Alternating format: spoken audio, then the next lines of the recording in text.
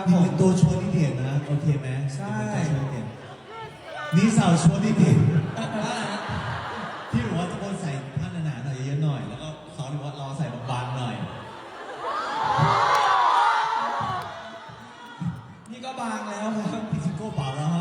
够少了 OK 没有OK ครับ蝴蝶结不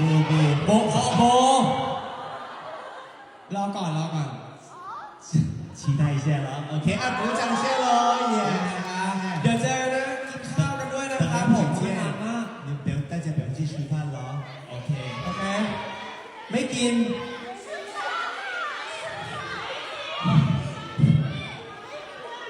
ไม่มีตังค์you can speak Thai 你会讲泰语 OK 好的那等一下 โอเคขอบคุณครับเดี๋ยวเจอกันนะ现在我们准备一下咯 OK 来เลยบาย